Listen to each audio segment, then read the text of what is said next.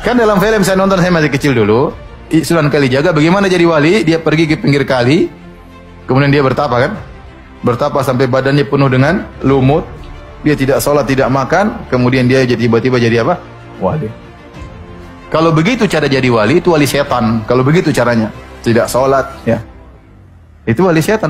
Nah ini, kata Syekh Hashim, wanahika bihadza syarafan. Di orang berilmu itu syaraf, punya kemuliaan, yang saat dia butuh sesuatu, langsung dijawab oleh Allah. Inilah kemuliaan majlis ilmu. Kenapa disebut syaraf? Ini mesti paham nih bahasa begini. Kalau ini bukan ahli bahasa, nggak akan dibedakan. Ada syaraf, ada fadlun, beda. Begitu disebut syarafan, ahli ilmu itu bedanya dengan orang biasa. Begitu dia bermohon kepada Allah, seketika dikabulkan. Ahli ilmu tuh. Makanya kalau doa antum pengen cepat dijawab, datangin majlis ilmu, rajin belajar. Yang tadi yang betul-betul. Makanya Nabi Sulaiman itu, waktu pengen mindahkan arasnya, istananya Balkis, ya Ratu Balkis pengen dipindahin, Ifrit dan nantangin Ifrit. Ya, nih, antum sebelum turun tuh, naik, sebelum turun lagi dudukin singgasana, pindah tuh, itu. Waduh, luar biasa tantangannya. Tiba-tiba ada yang jawab, ada lagi yang lebih hebat. Tiba-tiba disebutkan oleh Quran, satu orang dari kalangan ahlul ilmi. Ahlul ilmi, bukan jin, bukan malaikat, bukan macam-macam. Insya Allah sebelum kedip dah ada tuh.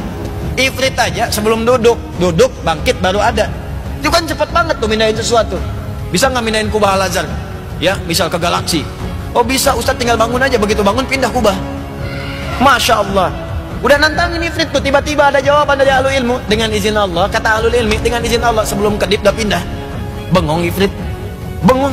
Oh, belum kedip dah pindah tuh. Saya aja sebelum bangkit, dia sebelum kedip gitu kan. Luar biasa tuh. Apa yang terjadi sesungguhnya? Doanya. Ternyata apa yang terlintas di hati orang berilmu itu, orang ilmunya benar, yang ilmunya benar, kalau udah terlintas di hati jadi doa. Sebelum diucapkan. Begitu terlintas langsung pindah, betul pindah. Tuh. Syaraf namanya tuh. Jadi kalau pengen cepat dikabulkan, makanya sering orang datang ke ulama minta doa. Begitu ada seorang alim besar tuh di Bosnia dulu. Daerah-daerah Balkan lah pokoknya itu. Wah itu jangan main-main lah kalau sama ulama-ulama yang tawadhu, yang sudahlah udah levelnya itu sudah tinggi, sudah baik gitu kan, yang ikhlas, yang macam-macam. Itu ada anak-anak muda pengen bermain-main, kurang lebih 3-4 orang. Ya ngerjain ulama. Apa yang dikerjakan? Dia bawa kemudian keranda jenazah. Temannya suruh tidur di situ. Yuk kita kerjain nih.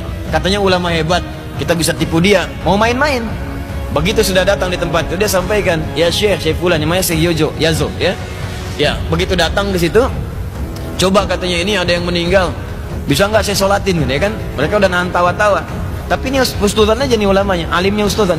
Dia katakan, benar ini meninggal, ya. Ini yang disolatin yang hidup apa yang meninggal? Tuh, yang disolatin hidup apa meninggal?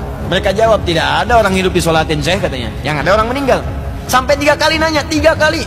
Ini orang hidup apa meninggal? Orang meninggal katanya. Orang hidup apa meninggal? Orang meninggal. 3 kali disebutkan. Begitu sudah 3 kali.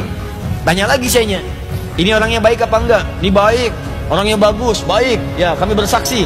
Makanya kalau ada yang meninggal suka ada yang nanya, ya ada khair, itu sunnah Nabi juga. Awas bukan sembarangan, bidah itu bidah. Bidah dari mana? Bukan zaman Nabi ada. Nabi itu kalau mau nyolatin jenazah nanya dulu, ini orang baik enggak? Nabi orang baik enggak nih? Gini, baik, sholatin oleh Nabi. Tapi kalau ada masalah, kalian aja yang sholatin. Diambil oleh para ulama. Makanya cara nafsirin teks itu lihat ahwal ulama. Kata para ulama, kita memastikan yang kita sholatkan itu baik. Kalau kurang baik, kita doakan jadi baik. Kalau baik, kita mintakan pada Allah tempatkan di tempat yang terbaik. Maka orang nanya, ada khair. Yuk kita sholatin bareng-bareng. Ya kan? Dalam sholat kita doakan dengan baik. Itu maksudnya. Ditanya, apa ini orang baik? Baik, itu baik. Maka doakan. Kata beliau, yuk kita sholatkan mudah-mudahan husnul khatimah. Disolatkan. Sholat benar-benar, sholat. Begitu selesai langsung pergi. Begitu pergi ketawa anak muda ini. Katanya ulama beneran kita tipu.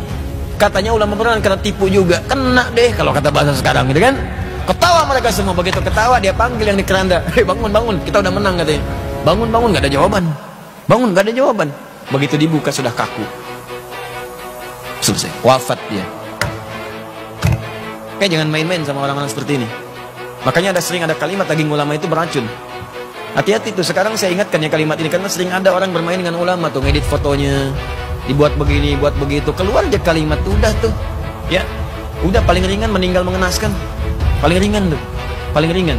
Karena ulama itu pewaris Nabi. Kalau antum nyakiti ulama, nyakitin Nabi. Itu hadisnya ada. Wa innal ulama warathatul anbiya di Ibnu Majah, nomor hadis 233.